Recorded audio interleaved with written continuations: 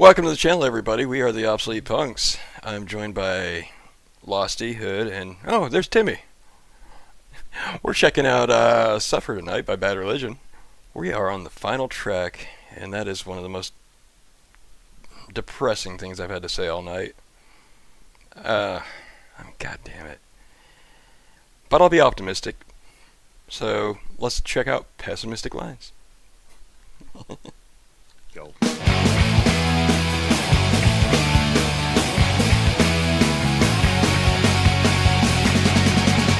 So here we are again to experience a bitter scalding end, and we're the only ones who can perceive it.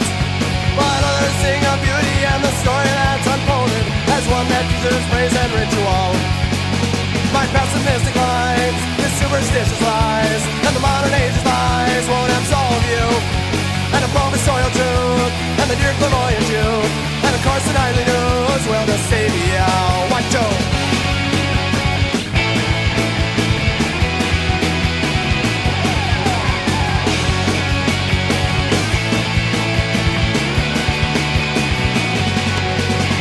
Pessimistic lines, your superstitious lies, and the modern age's lies won't absolve you. And a professorial truth, and the dear clairvoyant Jude, and of course the nightly news will deceive you. Let's go!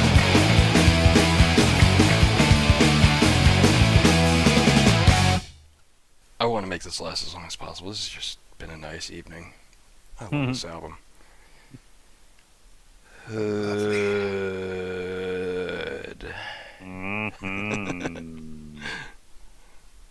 I mean, I like the song. I don't not like it. I just wish it was not the last song on the album. I feel like it just kind of fits somewhere in the middle or on a different album, quite honestly. I don't know. I've never really felt a connection with this song in the album. It was always kind of like an afterthought to me for some reason. I don't really know why. Not that I dislike it. It just, to me, it didn't fit in the album very well. And I'm going to go with kind of a disappointing, like, 84. Oh, God. Yeah, I don't know. I don't know. It's not that bad. And I don't dislike the song. I just feel like fuck, they could have just had a better closing song. I don't think it was your lowest rating of the night anyway, so No, it wasn't. don't feel bad. Okay. I will say, if you don't want this to be the last song on the album, all you got to do is start over again. We could, yeah. Losty.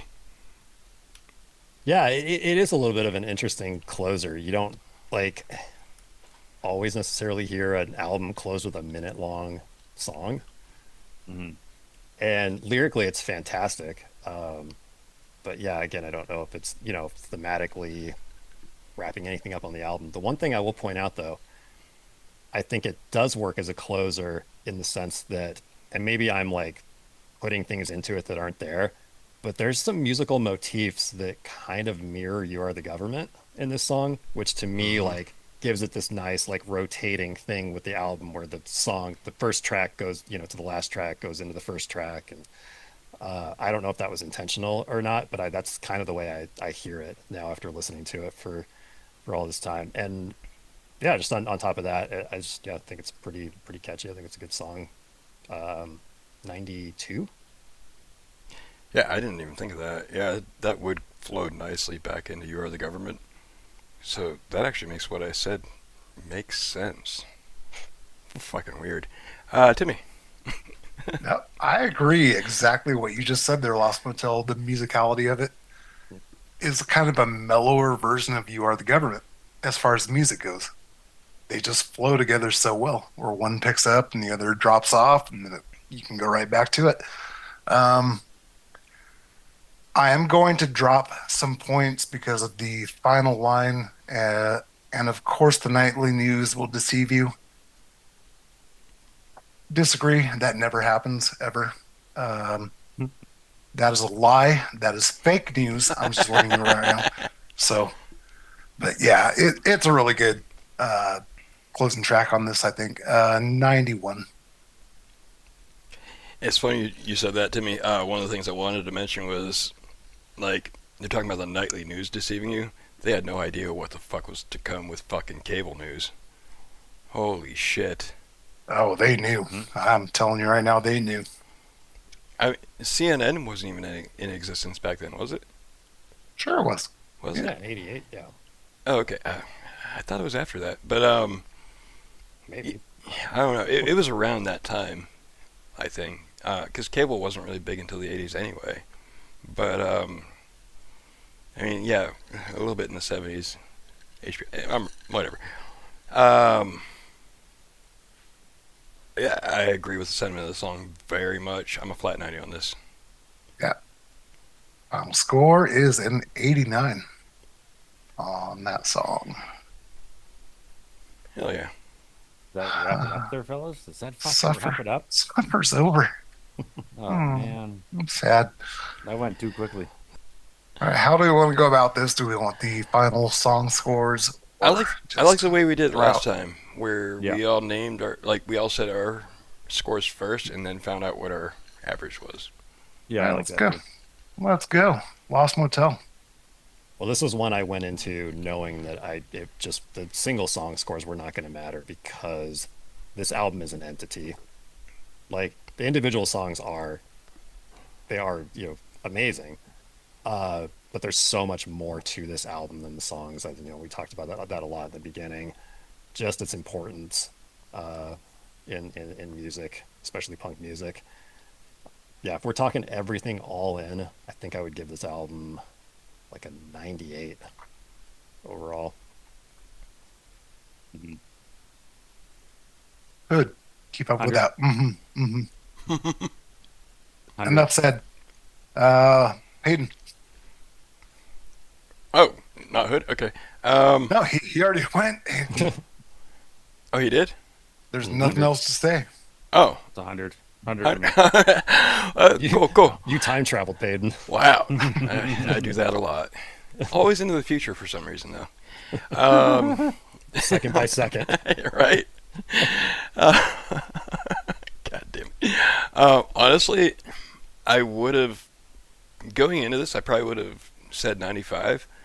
But now that we actually sat here and analyzed it the way we did, and especially, honestly, because of you, Losty, fucking mentioning how this sounds like it would go perfectly into fucking You Are the Government. Yeah, this is a perfect fucking album. You can put it on repeat, and you won't know it ever fucking repeated. You'll just be jamming out. 100. All right. Anybody have any guesses on my score?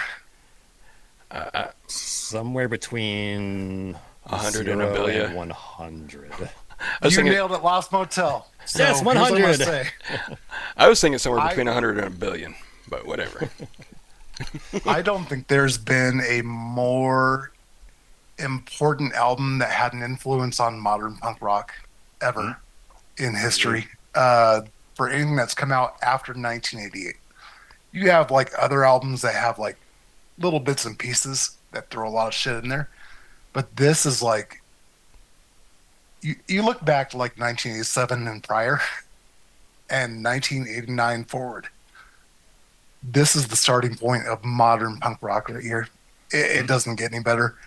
So obviously, 100. Um, it's it's so good, and I think what really blows my mind. I'm trying to like look back to this in like 1988 point of view, where your mind would have been fucking blown, right? And I think this album still holds up perfectly well in 2025. And I'm just like, if these guys went into the studio nowadays with the recording technology they have nowadays, how much better would it sound right now as far as like production quality kind of thing? Like, it would not be beat at all. So, Like, basically, if you were to pluck them out of 88 and just bring them to 2025.